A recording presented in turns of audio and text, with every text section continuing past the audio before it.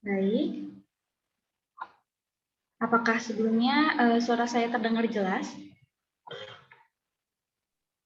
Jelas. Terima kasih. Sebelum memulai acara, saya akan menyampaikan susunan acara yang akan kita lalui bersama hari ini. Yang pertama, pembukaan. Yang kedua, menyanyikan lagu Indonesia Raya. Yang ketiga, sambutan Ketua HIMSI Jabar, Bapak Hari Setio Wibowo MPC Sukolo. Yang keempat, pembacaan doa oleh Wakil Ketua 1 HIMSI Jabar, Bapak Irfan Fahmi MPC Sukolo. Yang kelima, pembacaan CV moderator, Ibu Diati Setianingrum MPC Sukolo. Yang keenam, penyerahan acara kepada moderator. Yang ketujuh, pembacaan CV narasumber. Yang kedelapan, penyampaian materi pertama oleh Ibu Dr. Gianti Gunawan MPC Psikolog. Yang kesembilan, penyampaian materi kedua oleh Ibu Dr. Indah Sucaretno Kuntari MPC Psikolog. Yang kesepuluh, diskusi dan tanya jawab. Yang kesebelas, penyerahan sertifikat. Yang ke-12, sesi foto. Yang terakhir, penutup. Baiklah, saya akan mengingatkan kembali, bagi Bapak Ibu yang belum mengganti nama sesuai format, dipersilahkan terlebih dahulu mengganti nama dengan format nama, underscore, instansi, atau asal kata. Silakan.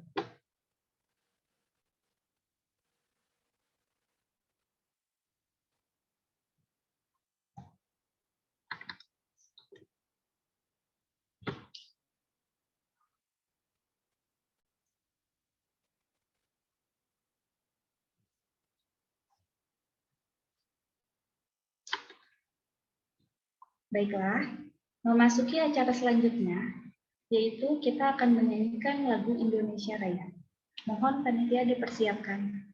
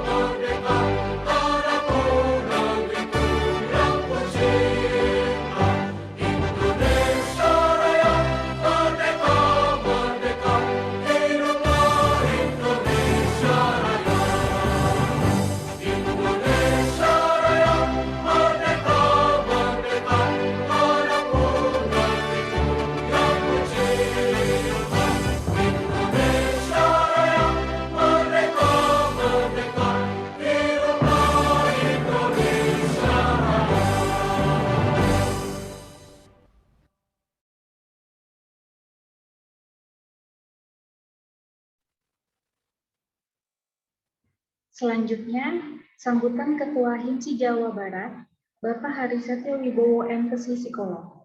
Untuk waktu dan tempat dipersilahkan. Bismillahirrahmanirrahim. Assalamualaikum warahmatullahi wabarakatuh.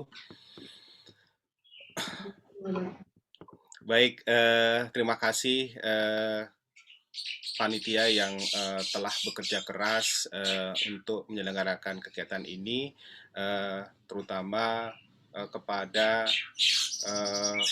departemen atau bidang pengembangan keilmuan dan profesi yang dipimpin oleh Kang Megan, dan kemudian bersama teman-teman yang mengelola program unggulan ini. Jadi ini adalah program unggulan dari HIMSI wilayah Jawa Barat yang dikelola oleh ada Mbak Christine. Terima kasih Mbak Christine atas kesediaannya mengelola program ini dan terutama Teh Neni dan kawan-kawan di bidang pengembangan keilmuan dan profesi psikologi HIMSI Wilayah Jawa Barat.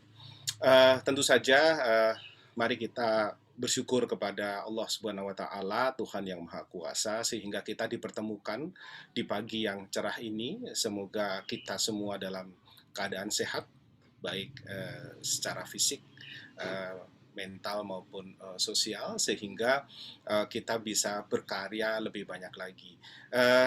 Kolega sekalian, saya bergembira sekali karena pada acara ini diikuti oleh sahabat-sahabat dari ujung barat dan ujung timur, sebuah kebanggaan dan rasa syukur bagi kami, kegembiraan yang luar biasa bahwa kolega sekalian dari wilayah barat sampai timur, kami lihat ada teman-teman dari Medan.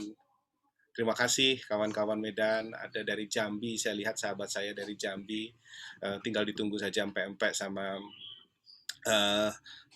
durennya Kang Beni, saya lihat ada Kang Beni. Kemudian ada banyak sekali sahabat-sahabat juga dari bahkan sampai di Ambon ya, di Maluku, ada di Mamuju, luar biasa. Terima kasih, semoga kegiatan ini memang ditujukan memang bukan untuk Jawa Barat, karena kita semangatnya di Jawa Barat bagaimana kami memfasilitasi talenta-talenta ilmuwan psikologi maupun psikolog di Jawa Barat agar memberikan kontribusinya bagi masyarakat Indonesia. Dan untuk kali ini saya mengucapkan terima kasih yang tak terhingga untuk sahabat saya Teh Indah, Teh Yanti, kemudian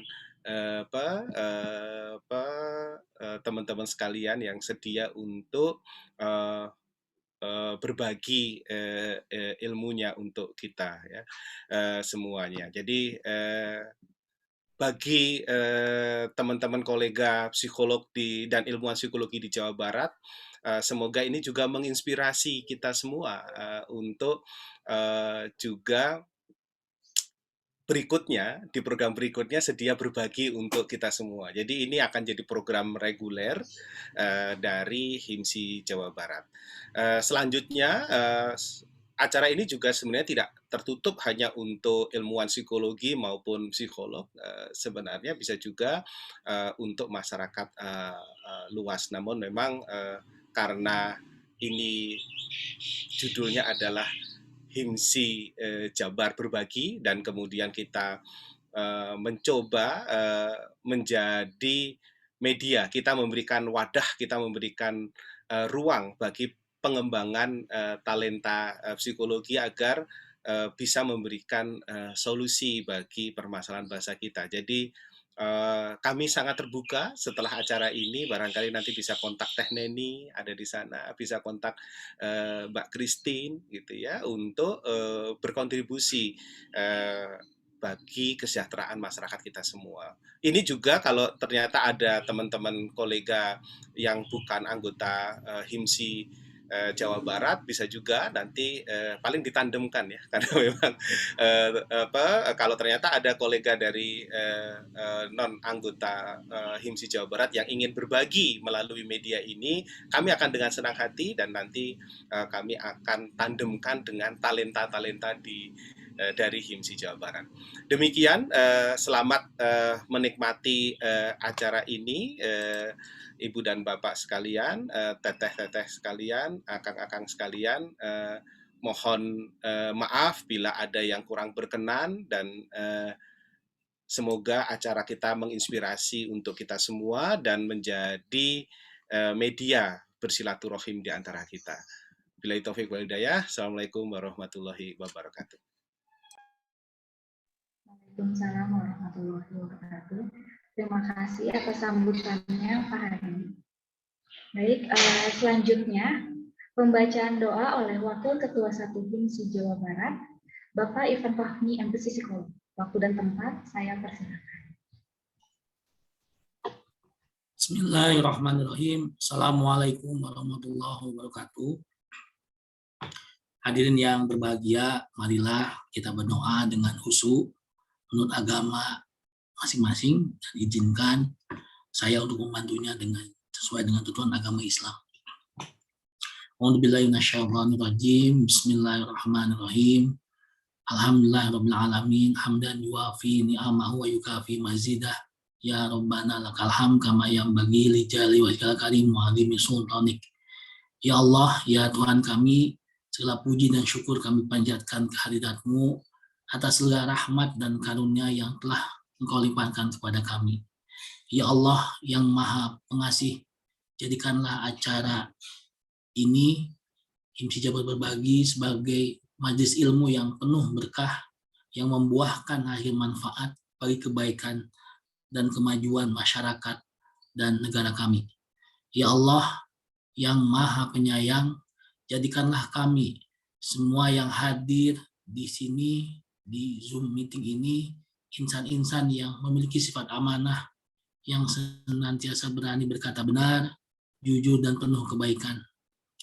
Tunjukkanlah kepada kami bahwa yang benar adalah kebenaran, dan berikanlah kepada kami kekuatan dan kemampuan untuk menjalankannya. Serta tunjukkanlah kepada kami bahwa yang salah adalah salah, dan berikanlah kami kekuatan dan kemampuan untuk meninggalkannya. Ya Allah yang Maha Bijaksana, anugerahlah kepada kami tekad, kekuatan, keikhlasan, lindungan, dan bimbingan, agar kami senantiasa istiqomah di jalan-Mu.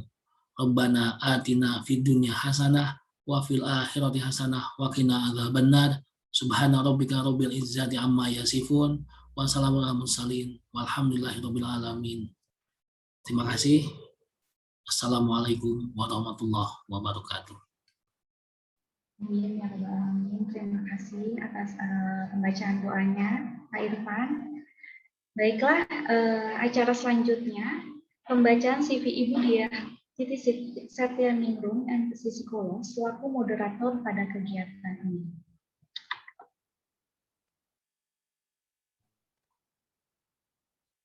Apakah terlihat? Saya mulai bacakan. Nama lengkap, Diah Siti Setianingrum, MPC Psikolog. Beliau adalah psikolog klinis lulusan S1 dan S2 Psikologi Maranatha. Saat ini beliau bekerja di Fakultas Psikologi Unjani sebagai dosen dan tim konseling psikoterapi, serta tim konselor Priangan Cancer Care. Ibu Diah juga sempat bekerja sebagai psikolog rumah sakit di Hermina Cimahi dan psikolog TK Tridaya Cimahi. Seperti itu. Baik, untuk acara selanjutnya akan dipandu oleh Ibu Diah. Mangga Ibu, waktu dan tempat dipersilakan. Baik, terima kasih Ibu MC, Mbak MC, Mbak Merinda. Suara saya terdengar, Bapak Ibu semuanya? Alhamdulillah terdengar. Baik, saya ambil alih ya, Mbak MC ya. Ya, bismillahirrahmanirrahim. Assalamualaikum warahmatullahi wabarakatuh. Salam sejahtera, Om Swastiastu, Namo Buddhaya, salam kebajikan. Selamat pagi Bapak Ibu semua, di hari yang berbahagia ini saya senang sekali karena mengetahui bahwa Bapak Ibu semua di hari weekend ini bersemangat untuk mengikuti seminar pada pagi hari ini. Pada kesempatan ini juga telah hadir dua pemateri kita yang luar biasa, yaitu Ibu Dr. Gianti Gunawan, MPC Psikolog, dan Ibu Dr. Indah Socha Retno Kuntari, MPC Psikolog. Mohon maaf MC, apakah bisa memperlihatkan CV dari kedua pemateri? Bisa dibantu?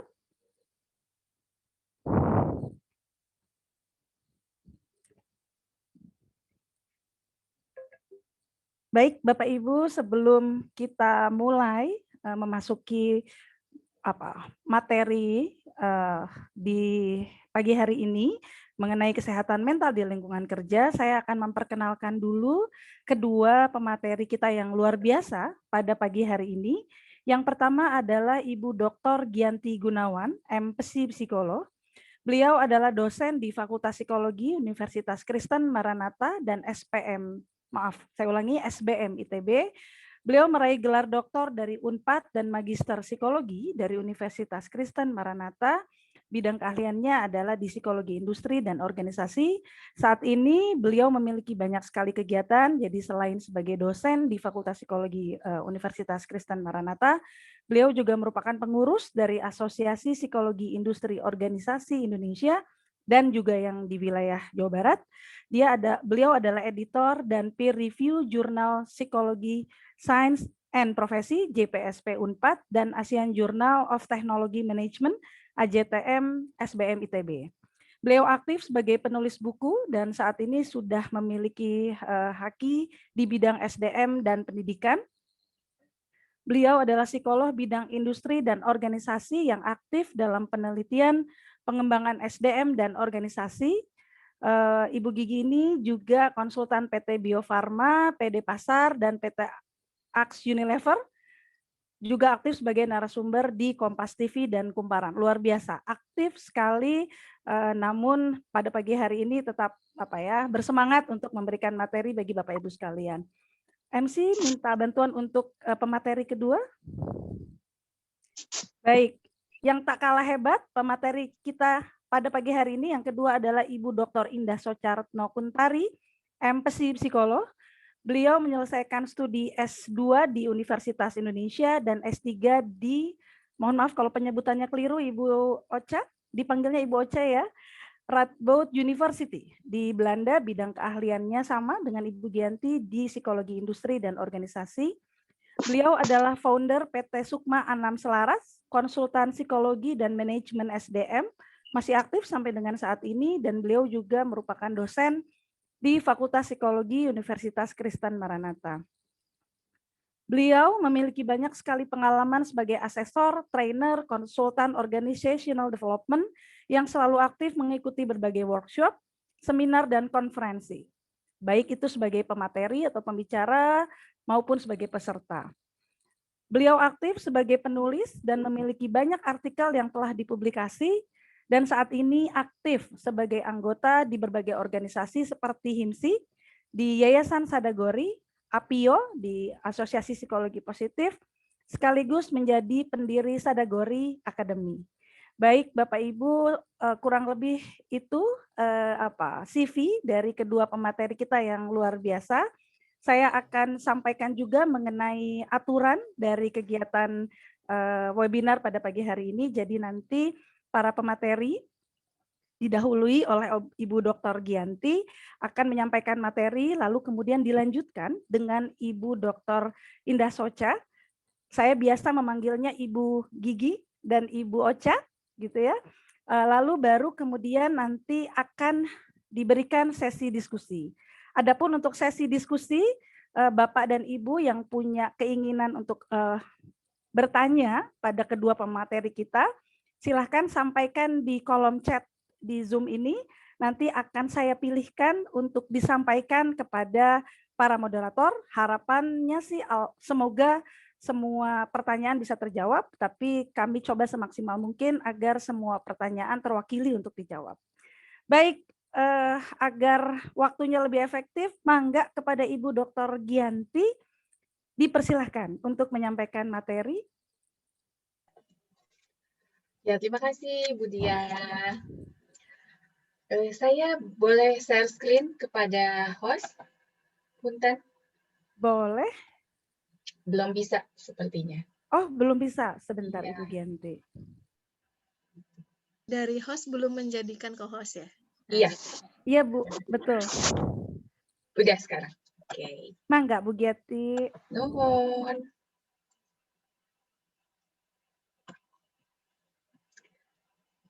Iya. Oke. Selamat pagi semuanya. Ya, kita ketemu di weekend ini. Semoga semuanya tetap semangat. Sebelumnya saya mau menyapa nih ada Ketua HIMSI 1 yang sudah hadir, Bapak Dr. Arief Budiarto. Selamat pagi Pak, terima kasih sudah hadir di acara sharing ini. Kemudian ada beberapa teman APIO nih, ada Mbak Enda, ada Mbak Ilham dari Bali, dan juga para praktisi yang lain. Terima kasih atas kehadirannya. Nah, di Sabtu pagi ini kita mau bahas mengenai mental health ya.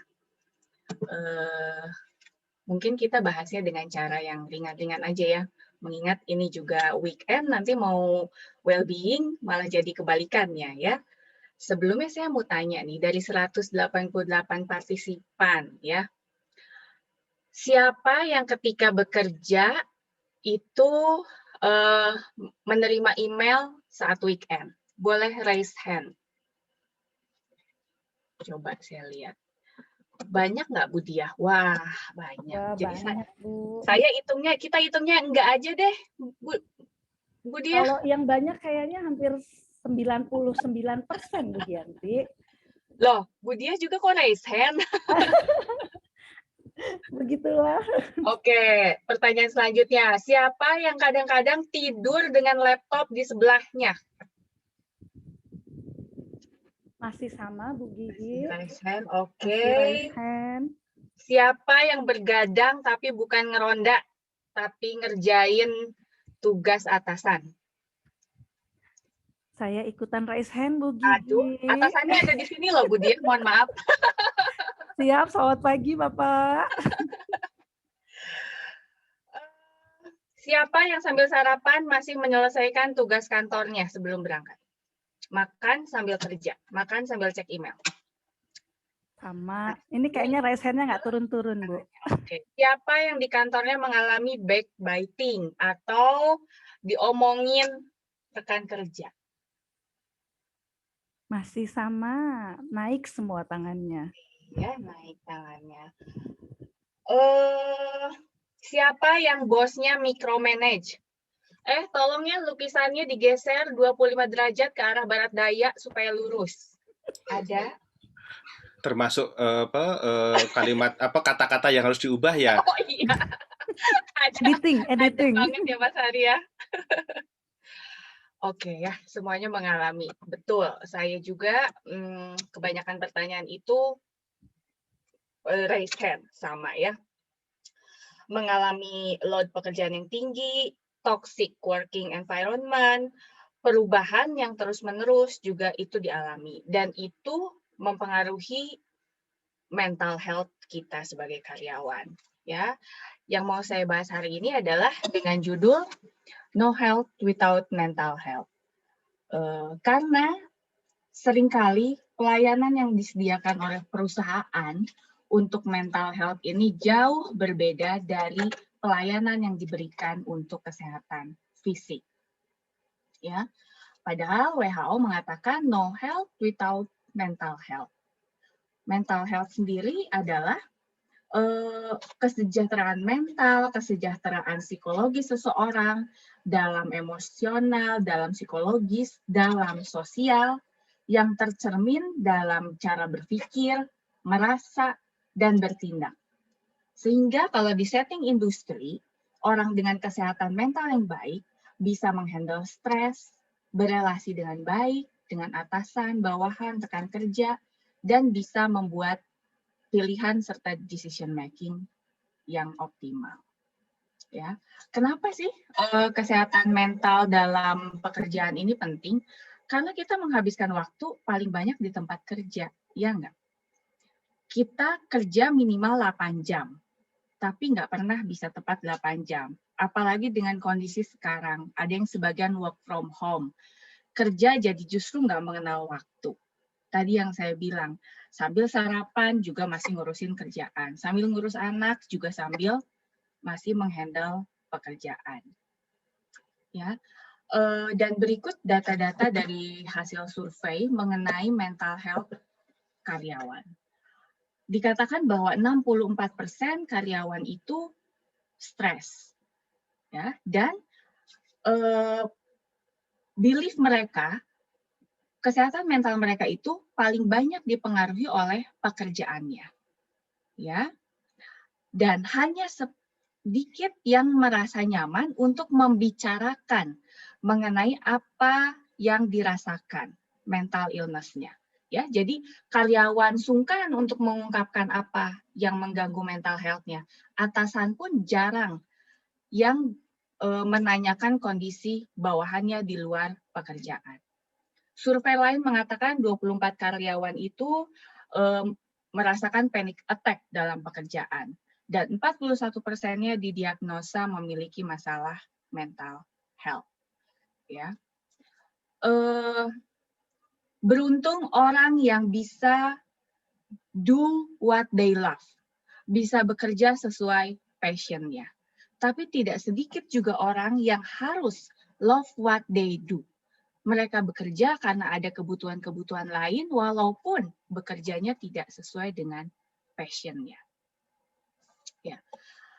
Ada data-data lain yang berbicara mengenai mental health. Ya, ini di Kanada bahwa 500.000 karyawannya itu memiliki masalah mental health. Dan 14% dari keuntungan perusahaan itu digunakan untuk mengatasi masalah mental health. Ya. Ada juga survei yang mengatakan 56 juta dolar itu bisa disebabkan karena kurangnya produktif dari karyawan. Bisa karena absen, bisa karena presentism. Kalau absen udah jelas ya, tidak masuk, bolos. Kalau presentism hadir, tapi kerjanya tidak efektif. Ya, dan survei-survei lain yang mengatakan demikian. Sehingga banyak sekali ternyata karyawan yang mengalami masalah mental health. Dan kebanyakan itu adalah anxiety dan depression. Ya, sehingga penting untuk perusahaan memiliki concern terhadap masalah mental health ini. Lalu dari mana nih awalnya supaya perusahaan bisa concern dengan hal tersebut? Dengan melakukan deteksi dini. Ya. Ini meme-meme yang sering ditemui ya. Saya pernah suatu malam masih meeting kira-kira jam 9. Kemudian di WA untuk pekerjaan lain saya bilang tunggu ya, ini masih meeting yang lain. Kemudian saya dikirim meme yang ke satu ini. Ayo kerja, kan belum mati, katanya gitu ya. Ada yang mengalami hal yang sama nggak? Pokoknya kerja, kalau cuma pusing, kalau cuma kurang tidur, nggak ada alasan, semuanya harus kerja. Ya, ada karyawan yang merasa juga seperti ini nih. Reaksinya, saya sudah mau gila, katanya gitu. Atau ketika weekend nggak mau tidur, kayaknya kalau tidur saat weekend itu pas bangun-bangun udah Senin aja, sehingga nggak sempat bernafas atau refresh energi. Ya, atau ada nazar nih katanya, libur kayaknya baru kemarin, besok udah kerja, aku tuh nggak bisa diginiin. Ya, terus ini ada laptopnya nyala terus, kayaknya lagi weekend. Kata karyawannya bodoh amat mau pura-pura mati, katanya gitu ya. Nah, hal-hal ini yang bisa menyebabkan mental health karyawan terganggu. Ini saya ada satu video cuplikan dari film. Saya suka sekali nonton film ini, berulang kali menggambarkan relasi antara atasan dan karyawannya. Bisa dikatakan ini contoh dari toxic working environment bagi kebanyakan orang. Judulnya Devil Wears Prada. Mungkin udah pernah nonton ya. Ini cuplikan aja saya, sebentar, saya share ini dulu. Stone.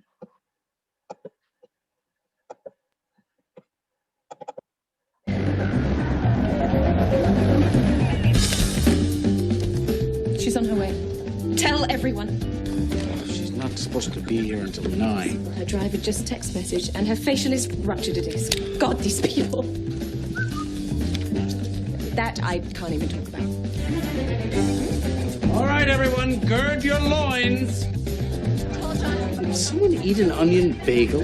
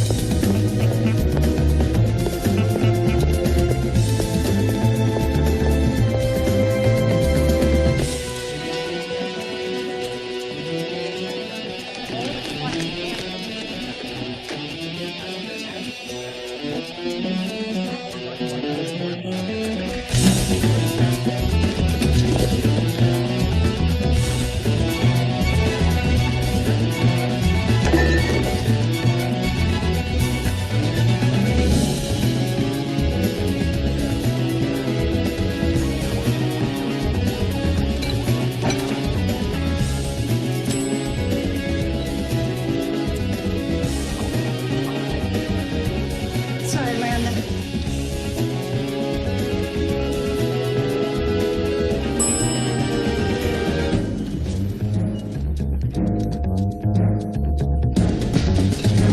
Move it! I don't understand why it's so difficult to confirm an appointment. No, I'm so sorry, Miranda. I actually did confirm Details last of night. your incompetence do not interest me. Tell Simone I'm not going to prove that girl that she sent me for the Brazilian layout. I asked for clean, athletic, smiling. She sent me dirty, tired, and paunchy. And RSVP, yes, the Michael Kors party. I want the driver to drop me off at 9:30 and pick me up at 9:45 sharp. Oke ya. Gimana kira-kira kalau bekerja di lingkungan yang seperti itu?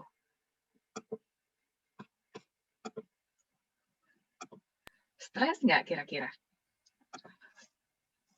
Boleh tulis di chat mungkin Bu Gigi ya, kalau ada yang berkomentar. Boleh banget. Ya, atau justru saya merasa tertantang sekali dengan ada atasan yang seperti itu gitu ya, menyuruh dari hal yang sifatnya profesional sampai ke arah personal.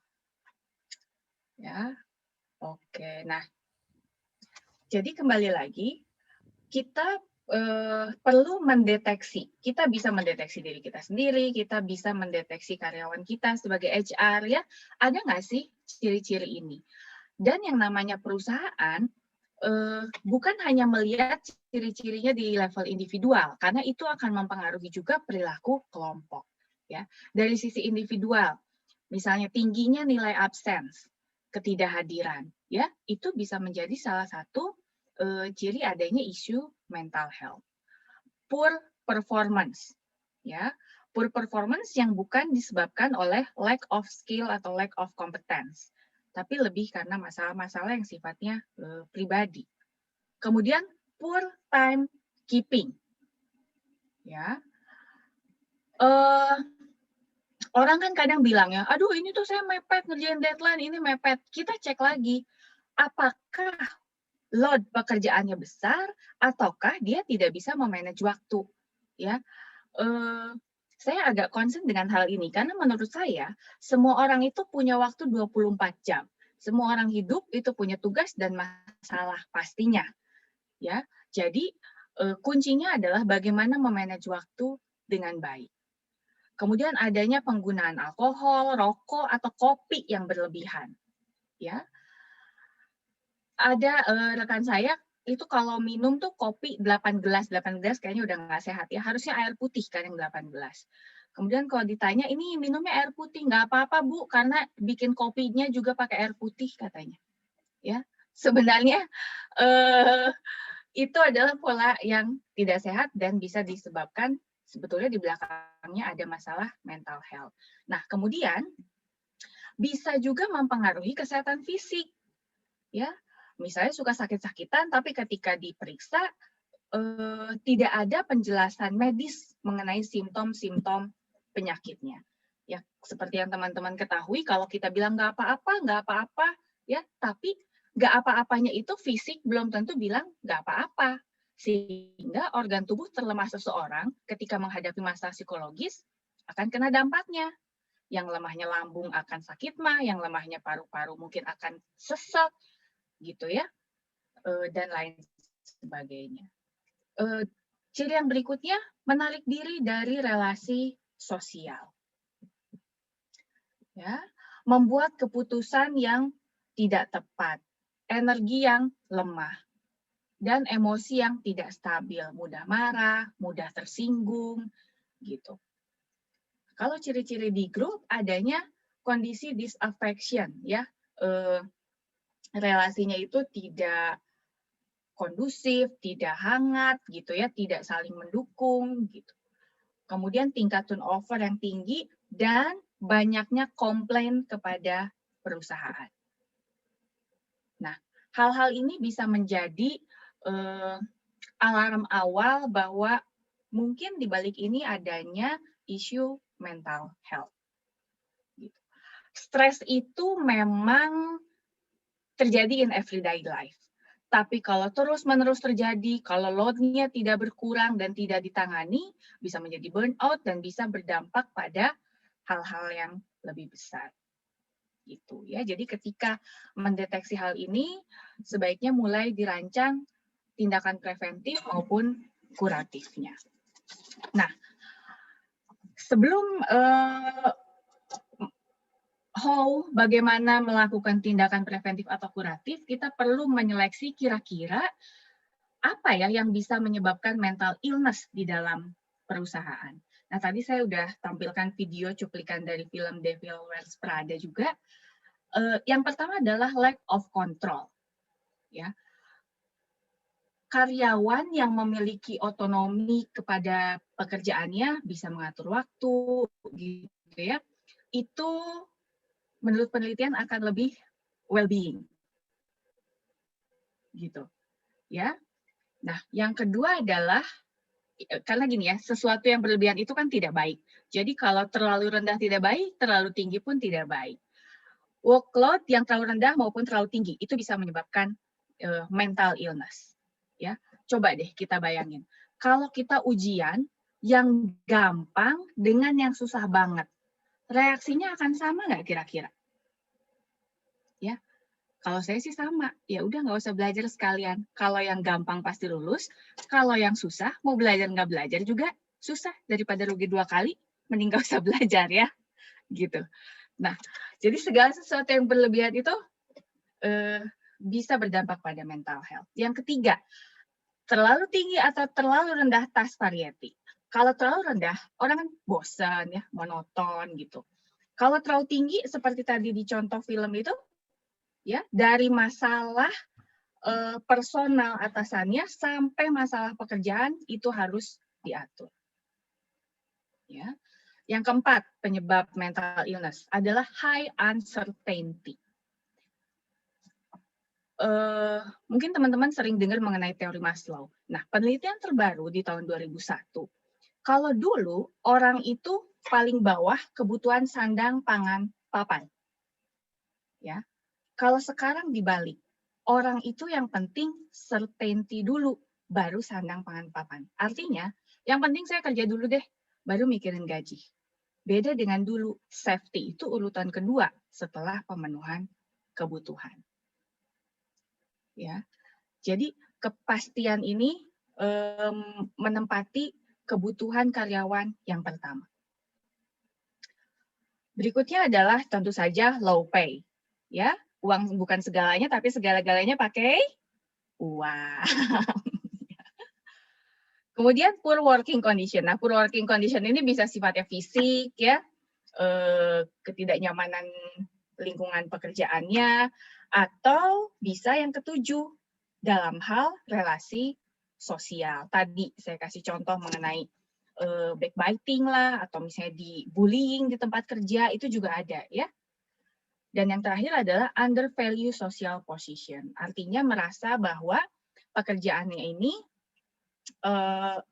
dipandang sebelah mata, tidak penting gitu. Ya. Nah, 8 hal ini itu bisa menjadi penyebab mental illness. Namun, biasanya tidak satu faktor yang menjadikan mental illness. Biasanya beberapa faktor dan terjadi dalam periode waktu tertentu. Ya. Nah, jadi penting nih setelah kita mendeteksi adanya gejala-gejala mental illness, kemudian kita mencari tahu kira-kira penyebabnya apa untuk membuat tindakan preventif maupun intervensi, baik bagi individu maupun organisasi. Nah, ini yang bisa dilakukan. Creating a happy workplace. Yang pertama perlu kita pahami, ini di sebelah kanan adalah bagian kebutuhan karyawan, yang tadi saya bilang berdasarkan penelitian terbaru tahun 2001. paling atas itu adalah work-life harmony. Ini sejajar dengan aktualisasi diri dari Maslow. Mungkin teman-teman yang di HRD sering merasakan ya, kalau interview anak-anak milenial, itu mereka sangat concern pada, saya masih bisa nggak punya me time? Saya masih bisa nggak melakukan hobi saya? Kalau saya di kantor terus, kapan saya gaulnya? Kapan saya nge-gym-nya? Ya, dan itu adalah work-life harmony yang ingin dicapai tertinggi oleh karyawan. Jadi kemewahan itu betul ya, bukan hanya uang, mobil baru, rumah besar, tetapi fleksibilitas waktu itu adalah kemewahan saat ini. Jadi kalau kita bicara yang pertama, itu adalah safety. Kepastian, certainty yang dibutuhkan oleh karyawan. Baru bicara mengenai rewards, kebutuhan sandang, pangan, papan. Naik lagi kebutuhan afiliasi. Ya, dengan rekan kerja, dengan bawahan, dengan atasan. Lalu ke level kebutuhan yang lebih tinggi yaitu growth. Growth di sini bukan hanya dia berkembang sebagai karyawan, tapi karyawan butuh berada di organisasi atau perusahaan yang berkembang juga. Jadi sama-sama berkembang dengan dirinya, nggak stagnan. Ya. Dan baru paling atas, yaitu work-life harmony. Jadi perusahaan perlu membuat suatu regulasi ataukah itu membuat suatu kegiatan yang bisa menunjang pemenuhan kebutuhan-kebutuhan ini. Ya. Untuk kebutuhan paling tinggi, work-life harmony, karyawan itu merasa saat ini kehidupannya bukan hanya bekerja, tapi dia punya aspek kehidupan lain. Dia punya komunitas, punya personal diri sendiri yang butuh me time, punya kehidupan spiritual, ya, dan yang pasti keluarga. Nah, hal-hal itu yang harus diperhatikan oleh perusahaan dalam rangka menciptakan tempat kerja yang menunjang well-being karyawan. Oke. Nah, tadi kita bicara mengenai preventing problems, ya, supaya tidak terjadi mental illness atau meminimalisir sumber stres. Ya, hal lain yang bisa dilakukan apa? Misalnya memperbaiki lingkungan fisik kerja, ya, membuat pengaturan waktu kerja yang lebih fleksibel, atau mungkin dengan melakukan rotasi karyawan, ya, supaya karyawan itu tidak monoton tugasnya dan memiliki keahlian lain. Nah, kemudian yang berikutnya yang penting juga dalam preventing adalah melakukan komunikasi. Komunikasi ya, supaya karyawan itu bisa menyampaikan kalau ada hal-hal yang mengganggu mental health-nya. Atau kita aja sebagai karyawan, kita perlu aware. Ya, kita perlu aware, bertanya ke rekan kerja lah atau ke bawahan bila menemukan tadi indikasi-indikasi awal dari mental illness. Gitu. Atau tindakan preventif lain adalah melakukan pengukuran workload analysis.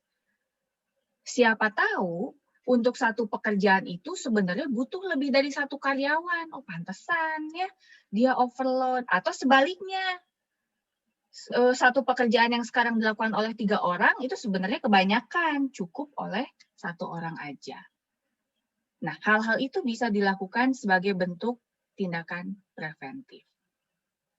Yang kedua, jika sudah terjadi ya gejala mental illness dalam level yang ringan, ya bisa dengan memberikan edukasi atau mengenai strategi-strategi manajemen. Contoh, memberikan teknik relaksasi, ya, memberikan training leadership, asertif, time management, atau mengenai relasi interpersonal.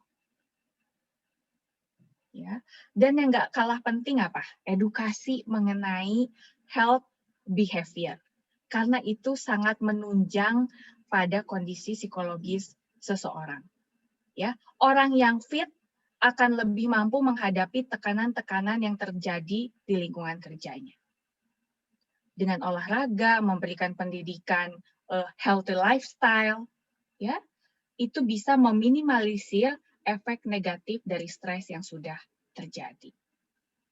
Nah, kalau sudah sampai level burnout, ya, udah sampai menarik diri dari pekerjaan atau relasi sosial, mungkin itu perlu tindakan yang lebih, bisa dengan konseling, ya, atau perusahaan membuat hotline gitu. Bahkan HIMSI juga ada ya untuk hotline seperti itu ya. Itu yang bisa dilakukan oleh perusahaan. Nah, ini tips sebetulnya ya. Kalau tadi untuk perusahaan, kalau ini untuk karyawan. Manusia itu dibentuk karena kebiasaan. Ya, manusia itu terbentuk karena kebiasaan. Hal-hal kecil yang dilakukan terus-menerus. Jadi, dalam mencapai mental health yang baik, kita perlu membentuk kebiasaan secara fisik, secara mental, dan dalam cara hidup. Secara fisik dengan olahraga, makan sehat, tidur cukup, ya, cek kesehatan secara teratur, gitu. Secara mental bisa dengan mengelola emosi, ya, tidak seperti orang sumbu kompor pendek ya. Jadi kalau ada masalah itu dicerna dulu, disaring, dianalisa gitu. Terus ini, aduh, Jembar Hate, ketahuan banget ya, ini orang Amerika yang nulis ya. Jembar Hate itu artinya memiliki hati yang luas. Memiliki hati yang luas, bersyukur dengan keadaan, menikmati this moment gitu ya. Jadi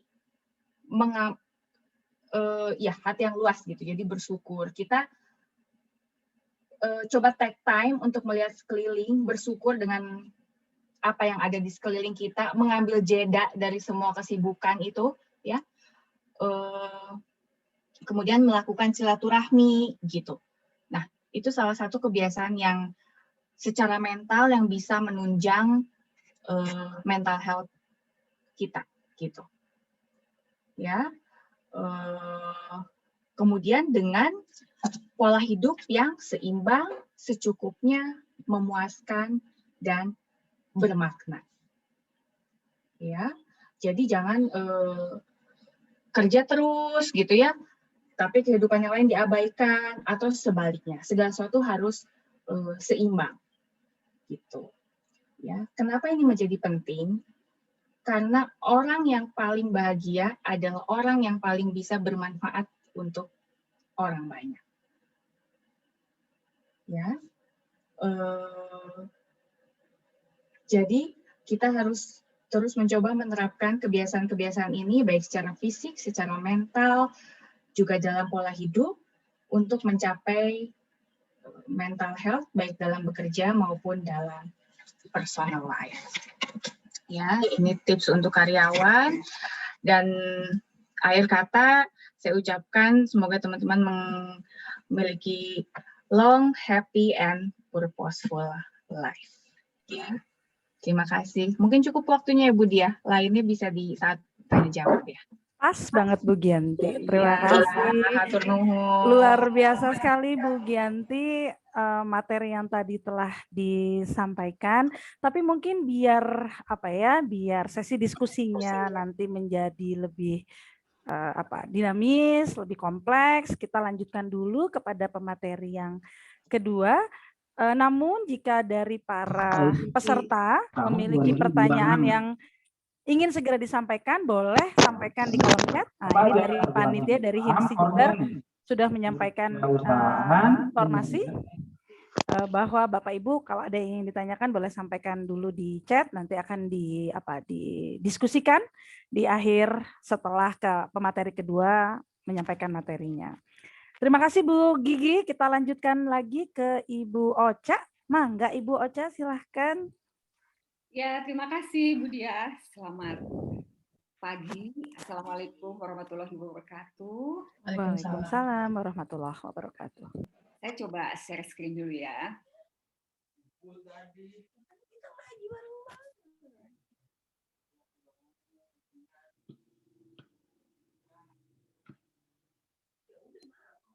apakah sudah terlihat? Belum, Bu? Oh, sudah sekarang, tapi mungkin agak kecil, Bu. Ya. Baik, sudah terlihat sekarang? Sudah Ibu. Ya, oke, terima kasih. Tadi Bu Gigi rasanya sudah menyampaikan dengan menarik sekali gitu ya, berkaitan dengan bagaimana sih memahami tentang kesehatan mental, kemudian apa yang terjadi selama ini dalam bekerja. Mungkin teman-teman tadi beberapa saya lihat sudah angkat tangan, berapa banyak yang saat ini weekend masih harus bekerja gitu ya, apalagi ketika tren kita melakukan WFH, rasanya bekerja ini sudah tidak mengenal batas waktu lagi gitu ya, sehingga pada akhirnya semua orang rasanya jadi overburden, rasanya jadi terlalu banyak pekerjaan yang harus dilakukan. Nah, dalam konteks ini, kalau kita bicara tentang pengelolaan kesehatan mental di tempat kerja, mungkin saya ingin menyampaikan bahwa ada beberapa hal yang tadi sedikit mengulang kembali, bahwa kadang-kadang kita banyak mengalami kecemasan di tempat kerja. Saya nggak tahu nih teman-teman, dalam situasi yang dihadapi saat ini, berapa banyak yang tidak bisa bersantai lagi karena tadi juggling antara ini kerja di rumah, tapi juga harus ada pekerjaan, meeting sudah tidak kenal waktu, tadi Bu Gigi juga bilang, malam-malam juga harus meeting. Berapa banyak teman-teman mungkin yang harus meeting, kemudian tidur di depan laptop, ini terjadi pada kita semua. Dan rasanya menjadi sebuah problema umum ya, pada saat kita melaksanakan WFH ini. Jadi ada perasaan, mungkin kalau tadi Bu Gianti juga sudah menyebutkan ya, ada masalah-masalah kesehatan mental ini bisa berkaitan dengan kecemasan, gitu ya. Kemudian berkaitan dengan stres yang terjadi, bahkan mungkin memunculkan kondisi-kondisi frustasi, depresi, atau job burnout seperti itu. Baik. Nah, dalam konteks pengelolaan kesehatan mental, saya akan mencoba melihat dari 3 sisi. Yang pertama adalah dalam konteks pemimpin dalam organisasi. Karena saya pikir peran pemimpin ini menjadi sangat penting, sangat krusial dalam penanganan mengenai masalah kesehatan mental. Saya mau tanya dulu di antara teman-teman, apakah berapa banyak yang memiliki pemimpin yang mungkin kurang, dalam tanda kutip, lebih peduli pada target dibandingkan dengan peduli terhadap kesehatan atau kesejahteraan mental dari bawahannya. Apakah ada dari teman-teman yang seperti itu? Iya. Oke, kalau dilihat berarti semakin banyak gitu ya. Ya, ada teman-teman yang sudah mengangkat tangannya gitu ya.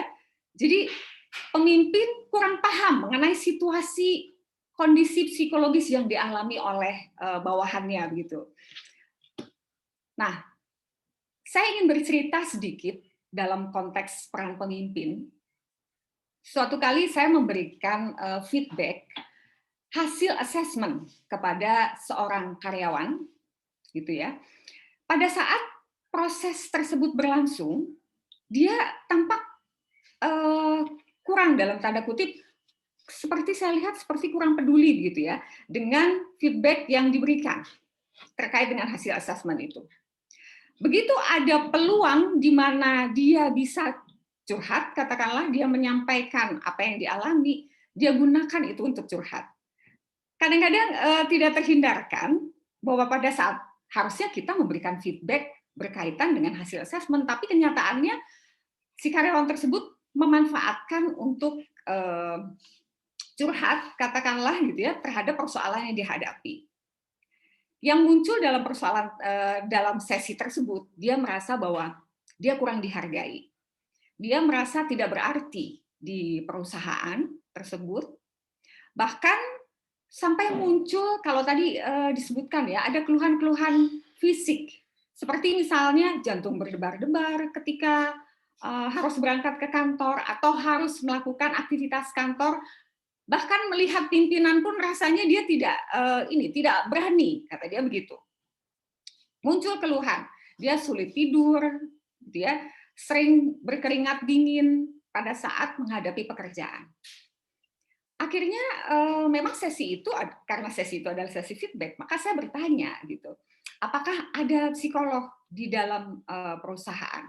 Kebetulan di perusahaan dia tidak ada, sehingga akhirnya saya merujuk dia untuk bertemu konsultasi gitu ya dengan psikolog, dan kemudian saya juga memberikan referensi pada atasan gitu berkaitan dengan pentingnya untuk melakukan intervensi kepada karyawan ini, intervensi psikologis terutama gitu, karena berkaitan dengan masalah psikologis yang terkait dengan kesehatan mental yang dialaminya.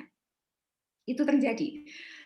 Jadi fenomena ini menggambarkan bahwa pada saat karyawan mengalami penurunan kinerja, gitu ya, ini atasan mungkin kurang aware, teman-teman juga mungkin kurang aware.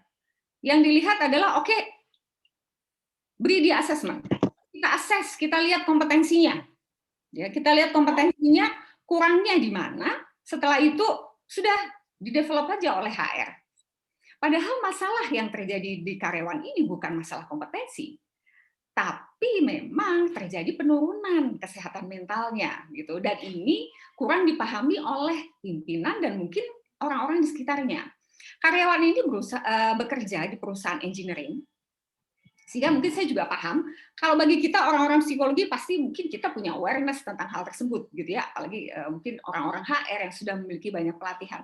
Tapi bagi orang-orang engineer, mereka tidak memiliki, katakanlah kurang memiliki sensitivitas atau kepekaan gitu ya terhadap hal yang terjadi pada karyawan. Pada kasus Bapak ini seperti itu. Penurunan kinerja, ciri-ciri penurunan kinerja diatasi dengan kasih assessment. Dari assessment, kasih feedback. Setelah itu nanti dikembangkan kompetensinya. Nah, dalam sesi tersebut, saya memahami bahwa bagaimana pemimpin ini memegang peranan yang penting dalam pengelolaan masalah kesehatan mental. Kemudian ada kasus yang lain. Ini dialami oleh seorang karyawati, gitu ya. Dia kebetulan habis melahirkan, mengalami kondisi baby blues. Perjuangan dia untuk menghadapi hal tersebut memang tidak ada yang tahu, hanya keluarga yang tahu. Ya. Jadi sampai dia menolak bayinya, ingin menyerahkan bayinya, bahkan dia bilang sudah sampai muncul pemikiran-pemikiran ingin membunuh bayinya. Sangat ekstrim, tapi itu pikiran itu muncul dalam dirinya. Pergulatan itu memang dia sudah konsultasi ke psikiater, bahkan sudah diberikan obat-obat untuk mengatasi sindrom tersebut. Nah, ketika dia masuk ke kantor, pimpinannya melihat bahwa ini kerjanya kok tidak bagus ya, gitu.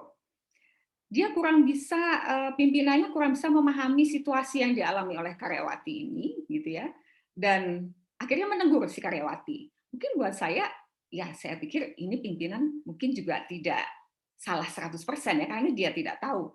Dan kalau dalam kondisi Indonesia, power distance dalam budaya kita itu memang sangat terasa, sehingga jarang sekali katakanlah bawahan itu bisa bersikap atau berkomunikasi secara asertif pada pimpinan.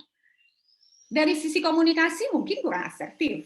Kemudian dari sisi keberanian untuk mengungkapkan bahwa saya ada masalah, itu juga tampaknya juga dialami gitu ya oleh para bawahan yang ada selama ini, sehingga semakin tidak ketemu nih pemahaman antara karyawan yang mungkin sedang bermasalah, kemudian pimpinan yang seharusnya mengerti atau memahami kondisi dari bawahannya tersebut. Nah, kedua hal ini merepresentasikan bahwa kalau kita ingin bahwa kesehatan mental menjadi lebih baik gitu ya, well-being di dalam organisasi atau well-being karyawan dalam organisasi itu meningkat, maka pimpinan harus mampu melihat, mampu mampu mendengarkan. Mungkin tidak secara langsung dari karyawan yang bersangkutan, tapi mungkin dari teman-teman. Kemudian memahami apa yang sedang dihadapi oleh bawahan ini. Jadi dari dua kasus tersebut, maka penting bagi pimpinan untuk mengenal tanda-tanda adanya penurunan kesehatan mental dari karyawan atau bawahan. Nah, terkait dengan masalah komunikasi, saya bertanya pada teman-teman, berapa banyak teman-teman di sini yang sering diajak bicara hati ke hati oleh pimpinan untuk menanyakan masalah? Oke, berarti ini ada yang angkat tangan. Cukup sering ditanya atau tidak ditanya? Oke, jadi lebih banyak yang mungkin ini ya sempat ditanya hati-hati oleh pimpinannya. Itu luar biasa. Karena beberapa teman dalam kasus di karyawan perusahaan, mereka mengatakan bahwa pimpinan sering mengajak berdiskusi, tapi lebih ke arah pekerjaan, bukan ke arah hal yang sifatnya personal atau pribadi. Begitu. Jadi selama pekerjaan beres sudah, nggak ada urusan yang sifatnya personal sudah, gitu ya. Karena bicaranya tentang target. Nah, dalam hal ini peran pemimpin dan komunikasi, saya tetap menekankan bahwa ini menjadi suatu hal yang penting. Mengapa? Karena keterbukaan dan keaktifan pimpinan untuk menyampaikan hal-hal yang terjadi di luar organisasi maupun terjadi dalam organisasi menjadi sangat penting. Tadi sempat Bu Giyanti juga sampaikan bahwa ini terjadi perubahan besar gitu ya di dalam cara kerja kita saat ini. Itu terjadi di luar, tapi kemudian juga kondisi pandemi, kondisi katakanlah ketidakpastian, kemudian masalah job security. Saya bertanya berapa teman yang mengetahui atau yang mungkin saat ini sedang berharap atau sedang menunggu apakah saya akan terkena PHK atau tidak, gitu ya. Mungkin ada pertanyaan-pertanyaan di antara teman-teman, saya kena PHK atau tidak? Apakah atau sedang berpikir-pikir apakah saya akan pensiun dini atau tidak? Kondisi seperti ini adalah kondisi yang umum terjadi pada saat situasi yang kita hadapi dalam banyak organisasi. Karena secara ya katakanlah secara dalam konteks ini ya, organisasi, berapa banyak organisasi yang saat ini sedang berjuang untuk bisa mempertahankan eksistensinya. Sehingga memang ini sebuah kenyataan yang cukup, ya katakanlah tidak bisa kita bantah gitu ya, berapa banyak perusahaan yang terpaksa harus gulung tikar. Sehingga apa yang terjadi di luar organisasi ini perlu dikomunikasikan oleh pimpinan. Hal ini bisa memunculkan, katakanlah, stres pada karyawan, kecemasan pada karyawan, maka penting untuk disampaikan oleh pimpinan apa yang terjadi di luar organisasi dan apa yang terjadi di dalam organisasi untuk menghadapi kondisi-kondisi tersebut. Bahkan mungkin bisa disampaikan oleh pimpinan bagaimana rencana organisasi untuk menghadapi situasi-situasi yang terjadi sebagai langkah-langkah antisipasi gitu ya. Dan bagaimana ketika kebijakan-kebijakan mereka misalnya apakah akan melakukan restrukturisasi dan lain sebagainya, dampaknya pada karyawan seperti apa?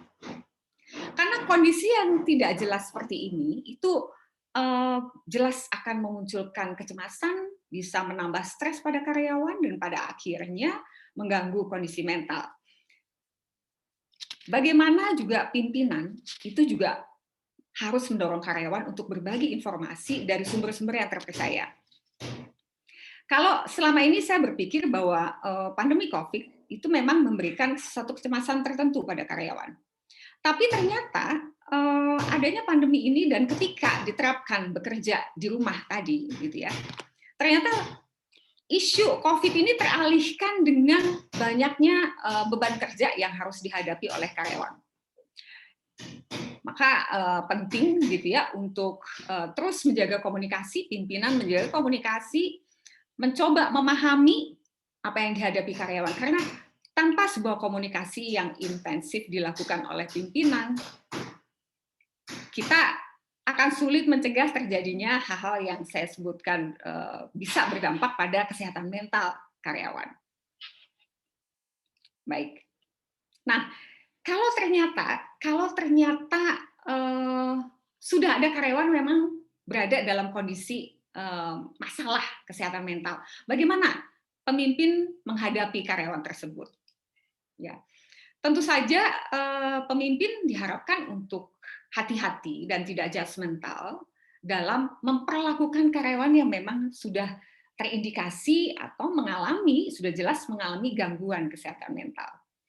Kemudian membantu merujuk pada tenaga profesional di internal maupun eksternal perusahaan, karena setahu saya beberapa perusahaan yang besar atau BUMN itu mereka memiliki tenaga psikolog atau seringkali memiliki konsultan psikolog untuk mengatasi problem-problem yang dihadapi oleh karyawan.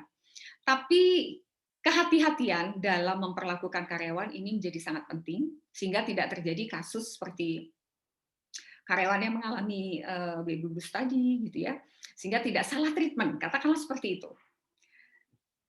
Upaya apa yang kemudian bisa dilakukan juga adalah mendorong si karyawan atau staf kita, gitu ya, agar tetap terhubung dengan rekan kerja. Jadi kalau tadi sudah ada ciri-ciri menarik diri, maka betul seorang pimpinan atau mungkin rekan kerja, gitu ya, bisa melaporkan pada pimpinan, ini ada X, ada si A nih, tampaknya sudah mulai menarik diri dari pergaulan, dari komunikasi, gitu ya. Kemudian tetap memberi kesempatan pada karyawan tersebut untuk terlibat dalam proyek-proyek. Artinya dengan memberikan kepercayaan, ya. Tapi tentu saja kepercayaan ini juga dengan memberikan beban kerja yang seimbang, yang sesuai dengan kemampuan yang bersangkutan diharapkan, maka yang bersangkutan juga akan tetap menemukan sense of purpose. Dia tetap merasa ada tujuan saya bekerja. Saya tetap diharapkan untuk membantu perusahaan untuk menghasilkan sesuatu yang baik. Karena dalam kondisi turbulence seperti ini, perusahaan berjuang, produktivitas tentu saja tetap diharapkan. Ide-ide kreatif dan inovatif dari karyawan tetap diharapkan muncul supaya perusahaan bisa survive. Bahkan mungkin bisa membalikkan situasi atau keadaan, gitu ya, dengan ide-ide yang kreatif supaya apa yang dihadapi perusahaan terjadinya penurunan revenue justru dengan ide-ide kreatif yang bisa dimunculkan oleh karyawan melalui upaya-upaya komunikasi yang tadi penuh dengan empati dan pemahaman mengenai situasi yang dihadapi oleh karyawan justru akan menghasilkan produktivitas yang lebih tinggi. Konteks yang kedua adalah konteks organisasi. Saya ingin bertanya pada teman-teman, apakah ada di sini yang organisasinya belum memiliki program-program well-being, gitu ya, untuk karyawannya? Atau ada yang masih belum, gitu ya? Ada teman yang angkat tangan, berarti organisasinya belum, gitu ya, mengembangkan program-program untuk well-being karyawan. Ya, baiklah. Sebenarnya kalau tadi kita bicara tentang peran pemimpin, maka di sini kita akan bicara bagaimana peran organisasi dalam pengelolaan kesehatan mental karyawan. Yang pertama, perusahaan ini harus mempersiapkan pemimpin untuk memiliki mental health awareness, untuk memiliki, ya katakanlah, kalau tidak punya awareness tadi kasusnya performance karyawan yang menurun, itu dianggap ini karyawan malas. Nah, ada satu kasus yang sempat saya tangani juga. Dia sudah mengalami gejala-gejala burnout. Nah, pimpinannya memanggil dan marah-marah dengan alasan, kamu malas, kamu tidak berjuang dengan optimal, kamu kurang memberi kontribusi kepada tim. Ya. Ini justru ya menjadi kontraproduktif ya, sehingga menambah katakanlah gangguan yang dihadapinya, gitu ya. Dia bilang, pimpinan saya tidak percaya kalau saya sudah mengalami gejala-gejala burnout. gitu. Jadi awareness tentang kesehatan mental ini perlu dipersiapkan oleh perusahaan.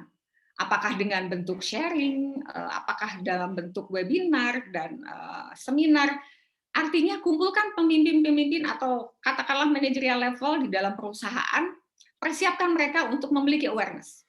Bagaimana deteksi dini terhadap adanya gangguan atau ya katakanlah gangguan, atau kalau tadi dari PIO itu tentu saja kita akan melihat terjadinya penurunan kinerja. Tapi juga dengan adanya awareness terhadap mental health ini, tidak hanya penurunan kinerja, mungkin bisa kelihatan tadi yang sudah mulai menarik diri, yang sudah mulai tidak aktif berkomunikasi, kemudian barangkali ada yang sudah mulai tidak menjaga kebersihan diri, pakaiannya acak-acakan gitu ya. Kalau kepekaan itu sudah muncul di dalam pimpinan atau katakanlah di managerial level, ya mudah-mudahan tentu saja gitu ya, mereka tahu oke, apa yang harus dilakukan. Setidaknya kalau programnya sendiri belum ada di perusahaan, bisa teman-teman sebagai HR bisa mengajukan program tersebut, atau bisa membantu nanti dengan merujuk ke profesional gitu ya bagi karyawan atau bawahan yang terindikasi mengalami problem-problem kesehatan mental, katakanlah seperti itu. Kemudian berikutnya adalah melatih pemimpin melakukan coaching and counseling. Mungkin ini juga program ini saya yakin di beberapa perusahaan, kalau perusahaan besar mereka sudah lakukan ini gitu ya. Jadi pemimpin managerial level semuanya diberikan pelatihan atau workshop mengenai coaching and counseling. Tapi saya yakin juga ada beberapa perusahaan yang belum melakukan ini, sehingga tidak terbiasa. Mereka tidak tahu bagaimana melakukan coaching and counseling. Maka melatih pemimpin melakukan coaching and counseling ini juga bisa tidak hanya melatih, tapi juga dikaitkan dengan KPI. Setahu saya ada beberapa perusahaan seperti perusahaan tambang gitu ya, kemudian BUMN, ini coaching and counseling setelah para manajer ini diberikan workshop atau pelatihan untuk coaching and counseling, mereka itu diminta untuk melakukan coaching and counseling minimal katakanlah 3 orang dalam 1 minggu. Jadi itu masuk dalam KPI mereka. Karena kalau tidak dimasukkan dalam KPI, itu bisa dilakukan kapan saja. Sehingga ketika itu masuk dalam KPI, maka mereka merasa bahwa ini sebuah keharusan untuk saya melakukan coaching and counseling karyawan. Dan bagi teman-teman yang mungkin, teman-teman HR yang mungkin belum memiliki program ini, bisa mempertimbangkan untuk melakukan program ini, dan kemudian mengkaitkannya dengan KPI, sehingga ada, bukan ya, kita berharap keterpanggilan, tapi kadang-kadang teman-teman dengan kesibukan, mereka mungkin tidak akan rutin melakukan coaching and counseling. Tapi ketika itu masuk dalam KPI, bahkan ada target misalnya dalam 1 minggu harus melakukan minimal 3 kali coaching and counseling, maka mereka pasti akan melakukannya. Sehingga harapannya yang tadinya mungkin terpaksa untuk memenuhi katakanlah KPI-nya, lama-lama menjadi terlatih gitu ya. Sehingga kepekaan itu juga dimunculkan oleh para pemimpin perusahaan. Oke. Nah, kalau bicara tentang dukungan organisasi, ini ada beberapa terminologi yang mungkin sering digunakan. Itu adalah Employee Assistance Program, atau Work-Life Balance Program, atau Employee Wellbeing Program. Sehingga kalau tadi bicara mengenai pemimpin, itu akan terkait dengan program ini. Jadi secara organisasi, sistemnya harus disiapkan. Program-programnya harus disiapkan. Karena tidak hanya sehat mental saja, tapi juga terkait dengan kesehatan fisik. Maka employee well-being ini juga, atau ada juga mungkin yang menerapkan work-life balance program, itu biasanya menerapkan 3. Saya yakin beberapa teman-teman sudah ada yang perusahaannya menerapkan ini, gitu ya. Jadi secara mental, psikologis, menerapkan well-being, program well-being secara mental psikologis, secara fisik, kemudian secara spiritual.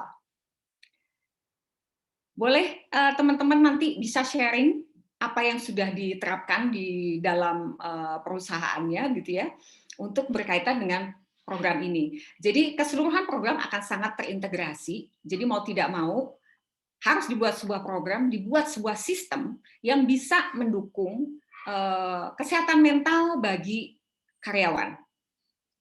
Setelah itu, katakanlah kalau kita sebagai psikolog di perusahaan, maka mungkin kita akan masuk dalam ranah yang mana? Apakah kita siapkan programnya, membantu menyiapkan program? Apakah kemudian kita membantu mempersiapkan para leader untuk memiliki awareness terhadap mental health, terhadap kesehatan mental? Atau misalnya kita juga membantu para leader untuk bisa melakukan coaching and counseling. Nah, ketiga program-program ini tampaknya cukup banyak perusahaan yang lakukan, gitu ya, dalam bentuk misalnya ini juga dilakukan di beberapa BUMN dan beberapa perusahaan. Misalnya bagian dari program bisa dilakukan self assessment stres kerja. Jadi tidak hanya dilakukan katakanlah melatih kepekaan lingkungan terhadap kesehatan mental, tapi juga karyawan juga bisa mengisi self assessment stres kerja. Untuk mengukur derajat stresnya seperti apa sih? Setidaknya dia tahu, karena stres kalau berlebihan tentu saja menjadi kontraproduktif, tapi stres dalam batas yang normal itu bisa meningkatkan produktivitas.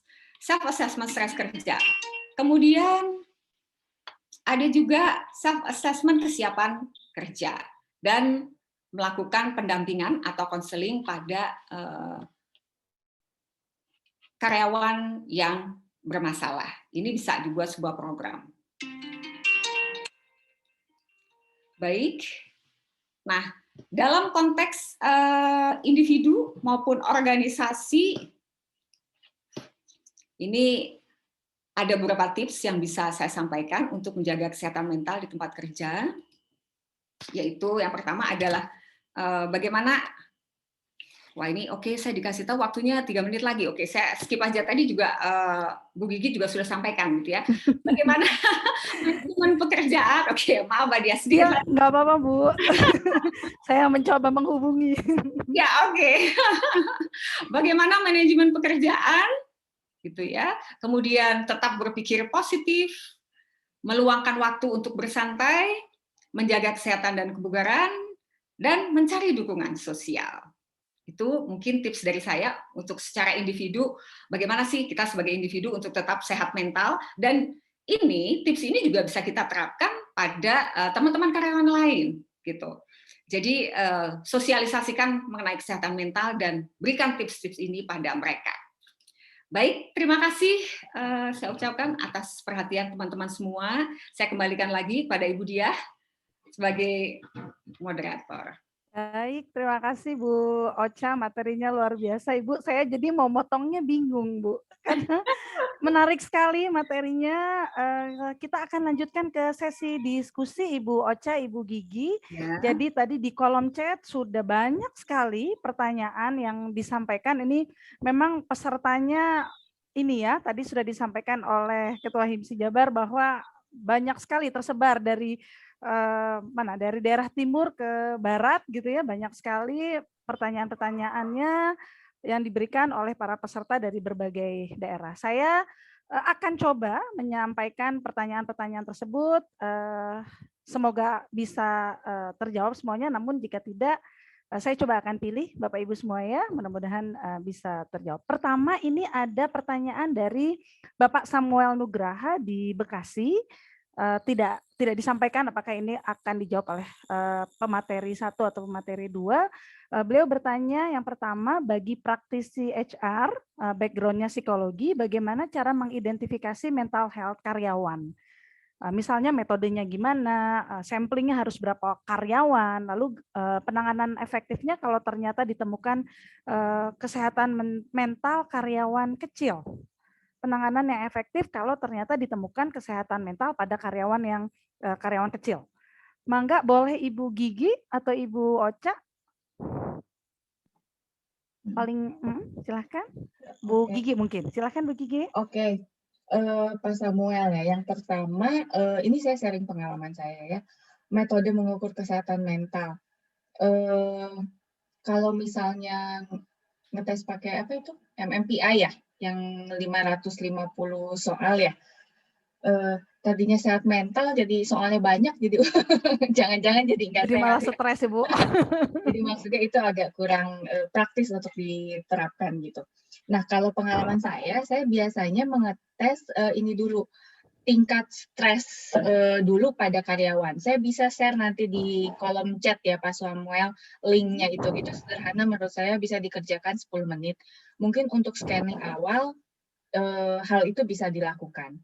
Untuk selanjutnya mungkin, oh yang ini pada level severe, parah, ringan, nah mungkin bisa dilakukan pengetesan lain atau intervensi yang berbeda.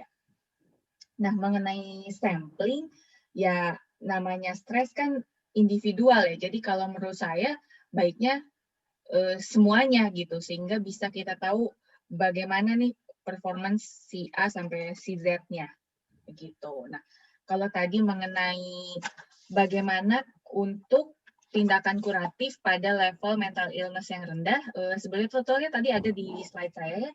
Jadi bisa dengan mengajarkan teknik relaksasi, kemudian memberikan pelatihan assertive training, leadership training, dan yang sederhana itu mengajarkan time management, atau bisa juga dengan interpersonal relation training.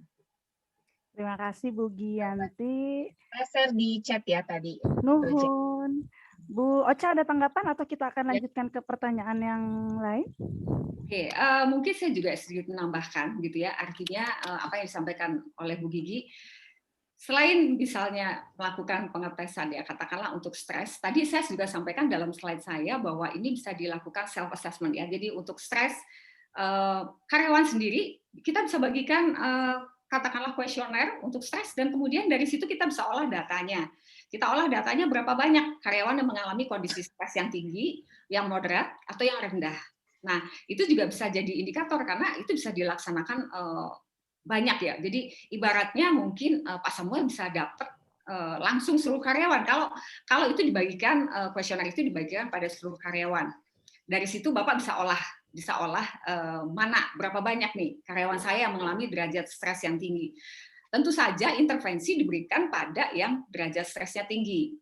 Nah, dari situ kalau misalnya sudah bicaranya stres, maka harus dicari lagi nih, stresnya karena pekerjaan atau ada stres yang karena masalah persoalan pribadi. Tampaknya ini juga nanti perlu juga didiferensiasi gitu ya. Jadi bisa dilakukan pendekatan-pendekatan, katakanlah biasanya sih kalau dari pengalaman saya, biasanya mengalami stres tinggi itu tidak banyak sih Pak, maksudnya persentasenya itu tidak sampai 30% gitu. Tapi kalau misalnya sampai tinggi, itu mungkin juga perlu dicermati apakah memang workload-nya ya yang berlebihan gitu. Nah, sehingga itu bisa banyak hal yang bisa kita lihat dari berbagai sisi. Jadi tampaknya memang tahap awal memang mau nggak mau bisa kita lakukan dengan stress screening itu.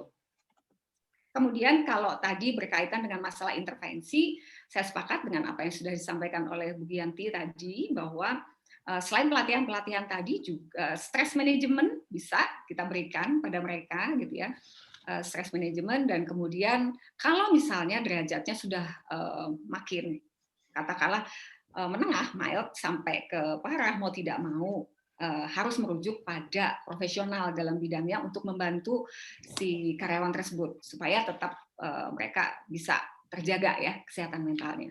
Demikian Ibu Diah saya sampaikan. Terima kasih Bu Ocha. Ini juga ada pertanyaan banyak sekali tentang pemimpin. Saya coba pilihkan satu nih dari Cirebon, dari Bapak Fahmi. Jadi Pak Fahmi itu bertanya bahwa sebenarnya permasalahan psikologis mengenai karyawan di lingkungan kerja itu kan sebenarnya banyak pada prinsip kapitalis gitu ya Bu ya, atau yang penting cuan. Apa ya, cuan itu uang gitu ya, yang penting uang. Karyawannya di sini katanya sabodo amat deh, terserah, tidak pernah dipikirkan oleh pengusaha. Jadi sebenarnya kadang HR itu ingin menciptakan culture yang lebih memanusiakan, tapi terbentur sama uang. Barangkali ada saran atau pandangan supaya bisa lebih baik melihat dari sisi pengusaha maupun sisi karyawan. Mangga Ibu Ocha, gantian Ibu Ocha dulu, baru nanti pandangan Ibu Gigi. Dipersilahkan. Ya, baik. Terima kasih atas pertanyaannya. Bapak siapa tadi Mbak Diah? Pak Fahmi dari Pak Cirebon. Fahmi ya, Pak Fahmi. Baik Pak Fahmi. Betul. Kadang-kadang ini kita tidak bisa hindari, apalagi dalam saya katakan bahwa dalam situasi kondisi ekonomi seperti ini, banyak perusahaan justru semakin concern gitu ya terhadap uang, masalah uang dan penghasilan supaya tetap bertahan. Ini mungkin kalau saran saya biasanya adalah kita mau tidak mau mengedukasi pimpinan juga, mengedukasi owner katakanlah seperti itu, bahwa kalau karyawan tidak sehat mental, mau sampai kapanpun produktivitas akan sulit untuk dicapai. Itu. Jadi tugas kita adalah mengedukasi.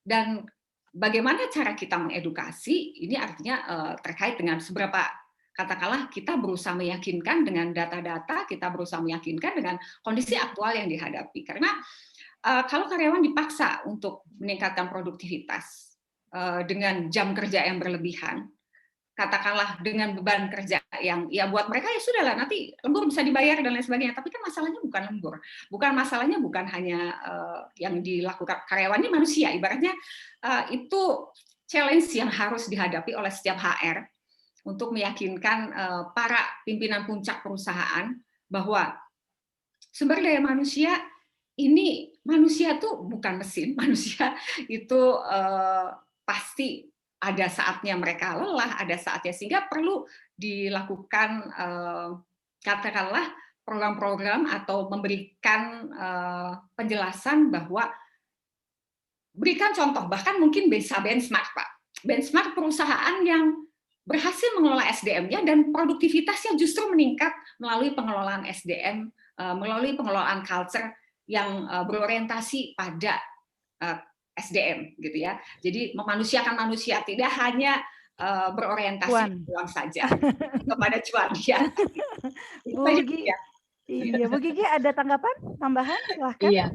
Iya, tadi juga ya kan saya bahas mengenai itu ya uang. Memang segala-galanya bukan uang tapi perlu uang. Memang kalau kita membuat suatu regulasi, tadi kan saya bilang kehidupan karyawan ini diusahakan balance. Bukan hanya bekerja tapi ada family, spiritual, community, dan personal. Nah, untuk membuat aspek lain kehidupan karyawan itu juga well-being, itu perlu biaya. Tapi sebetulnya kalau itu dilakukan, perusahaan sebetulnya akan untung lebih banyak dari saat ini. Jadi sebetulnya tadi Bu Oce bilang mensosialisasikan, betul kita melakukan sesuatu untuk keuntungan yang sifatnya lebih jangka panjang gitu. Baik, terima kasih. Karena ada banyak pertanyaan yang bicara tentang bos nih. Jadi ternyata banyak yang menganggap bos itu semaunya gitu ya. Proyeksi ini makanya Bu Diah ya. Bu Gianti. Soalnya di sini banyak, Maya tadi saya coba pilihkan yang mungkin mewakili dari pertanyaan-pertanyaan mengenai para bos-bos ini ya. Kita lanjutkan, ada pertanyaan dari Ibu Ros Patriani Dewi di Yogyakarta kepada dua narasumber. Yang pertama, bagaimana cara survive bagi karyawan yang bekerja di lingkungan yang budaya like and dislike-nya sangat tinggi? Tadi Bu Gianti sempat sebut ini juga ya Bu Gianti ya. Lalu yang kedua dari Ibu Ros ini adalah bagaimana aturan jam kerja untuk orang yang bekerja di dunia entertainment. Karena ini belum baku dan berdampak pada mental illness, sedangkan mereka harus bekerja yang sifatnya long hours. Silahkan Ibu Gianti sekarang. Mangga Bu. Like and dislike.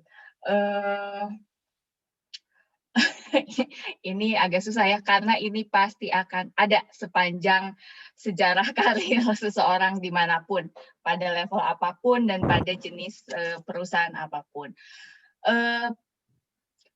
Prinsipnya gini ya, ini sebetulnya tips. Saya selalu tekankan TGU ya.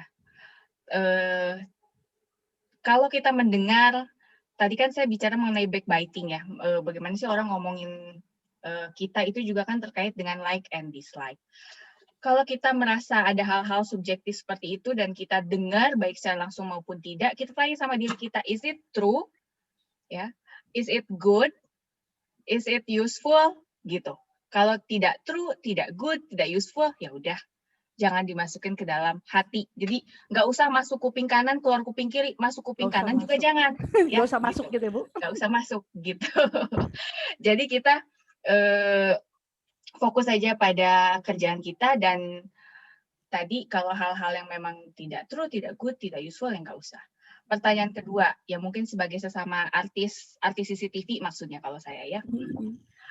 Sebenarnya mengenai pembagian waktu kerja ini bisa jadi tidak terjadi hanya dalam dunia entertainment ya. Pengusaha atau kita sendiri pun tadi dibahas lagi WFH gini kerja udah nggak kenal waktu. Dosen bimbingan ya Bu ya? Iya, kalau bener. dosen juga bimbingan bisa jam 11 malam, betul ya Bu? Baik, benar. Ini proyeksi kalau ini betul. Curhat atau proyeksi? Oh, curhat, betul curhat. Sesama dosen ya, pengalaman itu.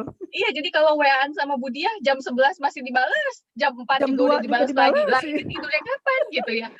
Nah, ini juga tips yang bisa diberikan. Pertama, kenali diri gitu. Kenali diri kita. Karena batas toleransi orang berbeda. Saya bisa kerja 6 jam, tapi orang lain kerjanya harus 2 jam, istirahat setengah jam, kerja lagi. Nah, kita harus mengenali diri kita. Apa yang bisa dilakukan? Kita bisa misalnya ambil cuti, ya, negosiasikan beban kerja kita. Yang penting kita harus memprioritaskan diri kita sendiri. Makanya tadi saya bilang salah satu caranya perusahaan membuat pelatihan asertif. Ya, kita lakukan self care, make time for fun, olahraga, kayak jalan-jalan, apapun yang menjadi hobi kita, gardening misalnya, ya. Dan tips lainnya adalah cari dukungan sosial yang positif, gitu. Itu mungkin tips-tips. Nuhun Bu Gigi, Bu Ocha gimana? Ada tanggapan buat Ya. like and dislike dan long hours ini? Baik, Bu Diah, terima kasih. Kalau seperti yang sudah disampaikan, ini sesuatu yang tidak bisa dihindarkan gitu ya, kalau masalah like and dislike begitu. Tapi kalau dari saya mungkin saya menambahkan bahwa selama kita berusaha bekerja sebaik mungkin dan kita tunjukkan bahwa kita bisa berprestasi, bahwa kita bisa bekerja dengan baik. Biasanya kalau memang betul ada yang tidak like dengan kita, misalnya. Tapi ketika kita tunjukkan bukti objektif, bukti nyata bahwa kita bisa, ibaratnya kita buktikan lah ya pada lingkungan bahwa kita bisa kok. Kita mungkin tidak sejelek atau tidak seperti yang mereka bicarakan. Makanya tadi kalau Bu Gigi bilang abaikan aja gitu ya. Kalau memang tidak benar. Nah, tapi menurut saya ingin memberi semangat bahwa Bu Rosni supaya tetap tunjukkan bahwa Bu Ros dan teman-teman bisa bekerja dengan baik. Insya Allah kalau misalnya memang kita memperlihatkan kinerja yang baik, pasti akan dilihat gitu ya, karena tetap yang namanya bekerja ada kriteria objektif gitu ya, ada KPI, ada performance appraisal yang dilihat gitu, sehingga itu mudah-mudahan bisa mengurangi unsur subjektivitas atau like and dislike tadi. Atau kadang-kadang dislike-nya mungkin karena tidak kenal, tak kenal maka tak sayang. Jadi juga buat orang Indonesia ini penting sekali gitu. Jadi jangan ragu-ragu untuk membuka komunikasi dengan pimpinan supaya pimpinan jadi lebih mengenal gitu ya siapa kita dan melihat hal-hal positif yang kita miliki. Jadi buka komunikasi gitu ya. Kemudian berkaitan tadi dengan aturan jam kerja, rasanya betul kalau Bu Gigi bilang ya udah ini mau umum di mana-mana, nggak hanya di bidang entertainment gitu ya, dimanapun sekarang semua orang udah tidak ada yang bisa bekerja tenggo gitu ya, terus setelah itu nggak mengerjakan apa-apa lagi. Kalau tips dari saya adalah time management saja. Karena mau tidak mau, jadi artinya kita bikin saja prioritas mana pekerjaan yang memang harus kita kerjakan, mana yang bisa kita tinggalkan gitu ya, mana yang memang urgent untuk ya ada saatnya kita begadang, tapi ada saatnya mungkin kita tidak harus begadang, ada saatnya kita juga bisa katakanlah menikmati waktu kerja yang normal ya dibandingkan waktu kerja yang tidak terbatas ini gitu ya. Nah seperti itu. Jadi kalau karena memang tidak bisa dibuat dipatok jam kerjanya gitu ya, itu sudah pasti dan semua mengalami hal tersebut gitu. Mudah-mudahan cukup bisa menjawab dengan manajemen waktu. Bu Ocha, terima kasih. Nah, Bu, ini ada pertanyaan menarik. Kalau tadi kan yang ditanyakan dari sisi karyawan ya. Nah, ini ada Bapak leader dari salah satu perusahaan di Palembang kalau saya nggak salah baca, iya. Perusahaannya juga cukup besar. Beliau menyampaikan bahwa problem yang sering terjadi itu adalah awareness dan selera kerja anak buah yang ternyata belum sesuai dengan permintaan beliau, walaupun ya sudah di CNC. Tapi sehingga memang harus diingatkan terus-menerus. Kalau dilepas balik lagi. Nah, jadi ini yang barangkali kemudian membuat seolah-olah pemimpin itu menekannya luar biasa. Barangkali ada tips atau ada saran, pandangan dari Bapak, Ibu-ibu sekalian, silahkan. Mangga, mau Bu Ocha atau Bu Gianti? Tadi gimana? Tadi Bu Ocha. Oh, Bu Ocha boleh, silakan. Iya, baik. Ini kalau ini dari sisi pimpinan ya. Pimpinan Bu, tadi kan dari bawahan ya Bu ya. Betul, betul. Nah, kalau menghadapi tadi ada awareness atau katakanlah kalau tadi bahasa Bapak adalah selera kerjanya beda gitu ya dengan selera pimpinan. Sehingga harus diingatkan terus-menerus itu ya Pak ya. Nah, mungkin apakah ini Bapak sudah sosialisasikan dengan jelas harapan atau ekspektasi Bapak terhadap karyawan ini apa? Kadang-kadang saya belum terbayang situasi dalam perusahaan Bapak, tapi katakanlah seperti ini. Kadang-kadang tingkat kematangan karyawan di bawah Bapak itu mungkin memang masih rendah, katakanlah, sehingga mereka memang butuh diarahkan terus. Ada tingkat kematangan bawahan di mana mereka memang secara emosional atau secara motivasi dan secara kemampuan memang masih kurang, sehingga wajar kalau memang diingatkan terus. Tapi kemudian kalau karyawan kemudian ngeluh, ya seolah pimpinan itu menekan, ya sudah Pak, kadang-kadang tarik ulur gitu ya. Kalau saran saya sih Bapak tarik ulur. Kapan waktunya menekan pressure mereka, kapan Bapak melepas mereka. Itu strateginya harus begitu Pak. Karena kalau memang tingkat kematangan bawahan Bapak itu pasti rendah, memang mau tidak mau mereka harus betul-betul diawasi, ya katakanlah pengawasan melekat itu harus dilakukan. Kalau enggak nanti ngaco gitu kan pekerjaannya. Sambil terus diedukasi, katakanlah diberikan pelatihan, kalau perlu pelatihan yang sifatnya teknis dalam melaksanakan pekerjaan gitu. Jadi mudah-mudahan dengan pelatihan teknis bagaimana melaksanakan pekerjaan dan mungkin juga Bapak juga bisa lakukan coaching pada mereka sehingga mereka tahu betul apa yang harus dilakukan, ekspektasi dari pimpinan, Bapak sebagai pimpinan seperti apa. Nah, itu mudah-mudahan bisa menurunkan gitu ya tekanan yang dihadapi, atau mungkin Bapak menangkap ini bawahan ngeluh, pimpinannya terlalu streng gitu ya, terlalu menekan gitu ya, membuat pressure, jadi mereka kerja jadi jadi bikin stres dan lain sebagainya. Jadi kadang-kadang memang mau tidak mau ada situasi di mana memang ada bawahan yang sudah matang sehingga bisa dilepas, tapi ada bawahan yang kurang matang sehingga kita harus melakukan pengawasan secara melekat. Sehingga treatment-nya mau tidak mau berbeda ya Pak ya. Jadi kalau dalam menghadapi bawahan tadi saya sudah sampaikan, berikan pelatihan mereka technical, ya pelatihan teknis, kemudian lakukan coaching pada mereka. Gitu. Ya. Nuhun Ibu Ocha. Bu Gigi? Ya, iya sama ya. Jadi memang macam-macam bawahan itu sebetulnya kalau berdasarkan teori, kalau karyawan yang masih harus terus diawasi oleh atasan atau supervisor itu nggak worth it untuk dipertahankan.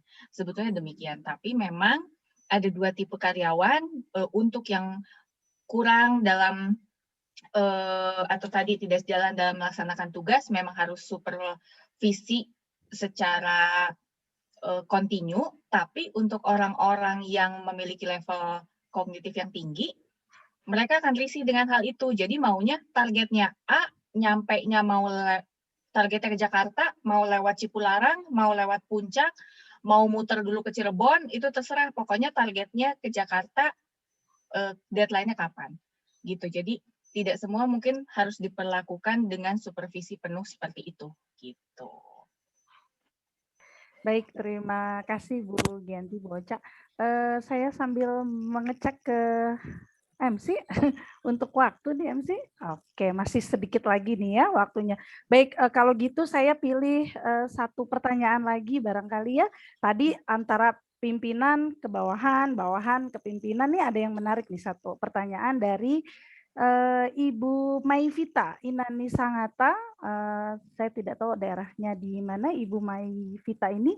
Beliau bertanyanya, kalau tadi pimpinannya ternyata seumuran sama kita, nih saya seumuran dengan pimpinan saya, kalau tadi mungkin ada usia yang berbeda. Nah ini gimana ya nanggepinnya, karena punya ego masing-masing, susah diaturnya, ya sama-sama punya perasaan berada di kohort yang sama gitu ya.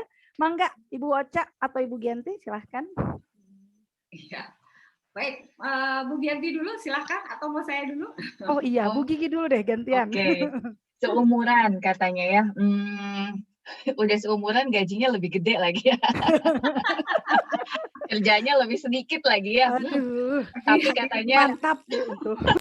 kadang-kadang itu kan masalah yang sering terjadi. Ada orang baru tiba-tiba datang, baru lulus, tapi dari misalnya universitas yang bergengsi, tiba-tiba menempati suatu posisi yang tinggi dengan semua fasilitas yang lebih banyak, sehingga menjadi ada kesenjangan dengan seniornya gitu. Nah ya bagaimanapun kita tetap memposisikan diri ya. Jadi kita duduk dulu nih di singgasana masing-masing nih. Saya saat ini lagi ngobrol, diskusi di rapat sebagai atasan atau bawahan gitu. Nanti mungkin ada masa-masa yang kita informal di luar kantor, kita memposisikan diri lagi di sini kita sebagai teman yang bukan membicarakan pekerjaan, atau kalaupun membicarakan pekerjaan dalam setting friend to friend, bukan business to business gitu misalnya. Nah, mungkin kita harus pandai dalam switching itunya ya, Bu Dia ya. Oke. Itu Ibu Mairita kira-kira. Silahkan Ibu Ocha. Ya sama kok dengan apa yang disampaikan oleh Bu Vivi. Jadi pinter-pinterlah bermain peran kalau menurut saya. Ya. Bermain peran ketika di pekerjaan ya mau nggak mau orang kita bawahan mau seperti apa ya harus diterima kondisi itu dan ada peran yang harus kita emban gitu ya. Meskipun kita anggap ya dia kan seumuran, tapi kan dia jadi atasan, jadi dia berhak merintah kita dan kita harus nurutkan gitu. Jadi pintar-pintar bermain peran. Nanti ada saatnya di mana tadi seperti yang Bu prinsipnya sama apa yang sudah disampaikan oleh Bu Gigi tadi gitu ya. Ketika di luar ya udah kita as a friend gitu ya, membina komunikasi, menjalin relasi dalam suasana yang lebih santai. Biasanya kalau bisa ada katakanlah biasanya kan sekarang nih kalau milenial nih sering banget nih hangout gitu ya. Saya nggak tahu nih lagi COVID mungkin nggak bisa hangout ya. Masih Bu. Masih. Nah itu bisa ajak tuh si ini karena kan sama-sama satu cohort tadi ya, ajak hangout. Tapi ketika kembali ke pekerjaan ya mau tidak mau positioning kita tetap harus dijaga gitu ya. Ada saatnya dia harus mengoreksi kita, memerintah kita ya udah diterima dengan lapang dada gitu ya. Gitu. Iya betul Bu. Jadi lihat posisi, menyesuaikan diri dan nggak baperan gitu ya Bu ya. Iya. Ya Ibu Ocha, Ibu Gigi ini sebenarnya yang nanya banyak sekali. Ini sampai sekarang juga masih ada yang bertanya, tapi saya sudah diingatkan waktu oleh panitia. 10:55 harus selesai untuk diskusi ya. Jadi saya coba tadi memilih pertanyaan yang diharapkan bisa mewakili pertanyaan-pertanyaan yang serupa. Baik, saya mungkin sedikit saja merangkum karena sebenarnya tadi ibu-ibu sudah menyampaikan materi dengan sangat luar biasa. Jadi kedua pemateri ini menyampaikan betapa kesehatan mental di tempat kerja ini menjadi isu yang menarik ya, terbukti dari peserta yang ikut gitu ya, yang hadir dalam kegiatan ini 201, jadi concern terhadap kesehatan di mental di lingkungan kerja, terutama di saat pandemi seperti ini memang menjadi perhatian yang yang sedang sama-sama dicari. Solusinya seperti apa ya?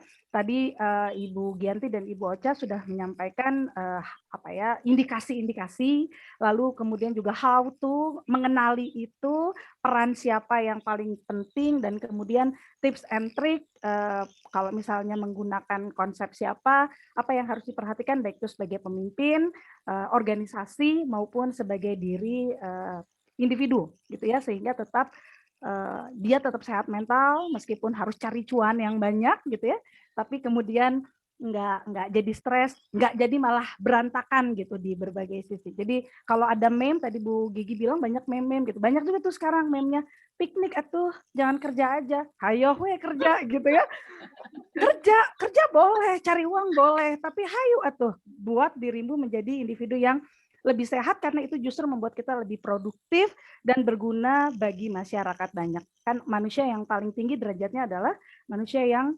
bermanfaat banyak bagi lingkungan di sekitarnya. Dari saya mungkin seperti itu, mencoba merangkum dari dua pemateri yang luar biasa. Saya kembalikan kepada Mbak Meirinda sebagai MC. Hatur nuhun, terima kasih buat Bapak Ibu semuanya. Saya tidak bisa sebutkan satu persatu. Saya kembalikan kepada MC. Silahkan. Terima kasih Ibu Dia. Gimana acaranya Bapak Ibu sekalian? Sangat menarik ya, rasanya kurang banget waktunya.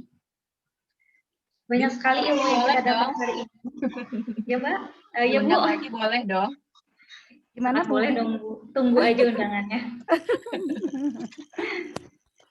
Banyak sekali ya Bapak Ibu sekalian, kita dapat hari ini ilmu yang sangat bermanfaat dari para narasumber yang sangat berkompeten. Dan nggak perlu diragukan lagi gitu kompetennya. Baiklah, selanjutnya kita masuk ke acara penyerahan sertifikat secara simbolis.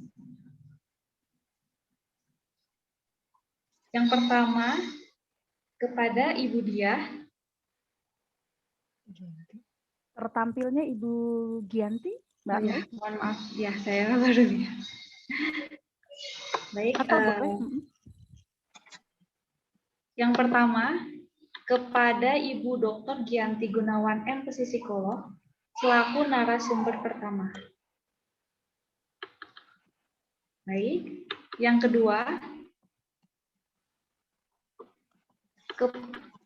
kepada Dr. Indah Socha Retno Kuntari, MPC Psikolog sebagai narasumber kedua.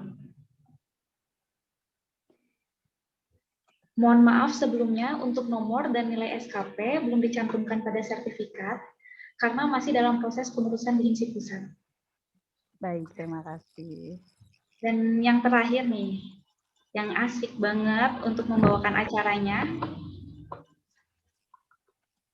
kepada Ibu Diah Titisa Teningrum, MPC Psikolog, selaku moderator.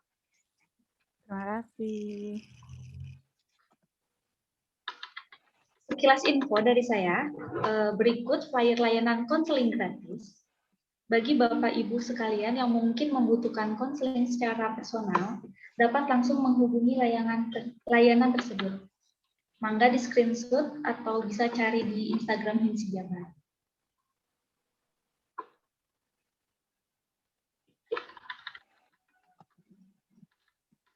Baiklah, selanjutnya kita akan melakukan sesi foto bersama. Kepada Bapak Ibu sekalian, diharapkan mengaktifkan kamera untuk pengambilan foto bersama. Siapkan gaya terbaiknya ya, Bapak Ibu.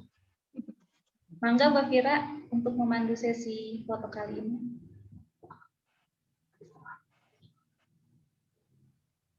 Delapan slide. Mungkin di Bapak Ibu berbeda tempat-tempatnya, jadi mohon ditahan ya posisinya. Siap ya. 1, 2, 3. Oke, slide kedua. 1, 2, 3. Slide ketiga. 1, 2, 3. Yang keempat. 1, 2, 3. Kelima, 1, 2, 3. Yang keenam, 1, 2, 3. Yang ketujuh, 1, 2, 3. Dan yang terakhir ke-8, 1, 2, 3. Iya, terima kasih Bapak Ibu. Terima kasih Mbak Fira. Tidak terasa kita sudah di penghujung acara. Izinkan saya beserta panitia mengucapkan terima kasih atas partisipasi Bapak Ibu sekalian. Mohon maaf bila ada kesalahan dan kekurangan dalam kegiatan hari ini. Beli jeruk di Brastagi, buat sarapan esok pagi. Sampai jumpa lagi di acara Himsi Jabar Berbagi. Wassalamualaikum warahmatullahi wabarakatuh. Salam sehat semuanya. Salam sehat Terima semua. kasih. Mohon maaf kalau ada kekurangan dan kekeliruan. Terima kasih. Semoga ilmunya bermanfaat bagi semua. Terima kasih semuanya. Semuanya. Terima kasih semuanya. Pamit. Kasih ya. Terima kasih. Terima kasih Bapak Ibu. Terima kasih. In lift ya. Mangga. Terima kasih Silahkan. Bu Ocha, Bu Dia. Sama-sama. Ibu Oce, Ibu Gianti, Ibu Dia, terima kasih banyak ya atas waktunya. Sama-sama, Mbak Nek. Maaf Senang kalau banget ada bisa ini kekeliruan. loh. Terima kasih, Bu. Iya. Seru banget ini, luar biasa. Diundang lagi Kayaknya ya. Ibu waktunya ya. Sukses acaranya. Salam dari Himsi Bali. Semuanya. Terima kasih. Bapak Pramu. Mas Pramu, halo. Ya. Terima Sama-sama. kasih materinya Ibu. Ini se-Indonesia Raya loh, ada dari Ada. Padang, ada dari Kak Cirebon. Arya juga ada ya. Puro Dewata ada. Iya, betul. Mbak Maluku. Gianti. Apa kabar? Ada Mbak Ilham juga. Oh, iya. Halo Pak Pak Arif. Komando. Halo Mbak Gianti, maaf. Ini masih off video. Siang Pak Arif. Pak Arif tadi Jadi disebut Bu catat Gianti aja. loh Pak Arif. Sehat semua ya. Iya, Mbak. Sukses acaranya. Nanti kalau ada informasi acara lagi mohon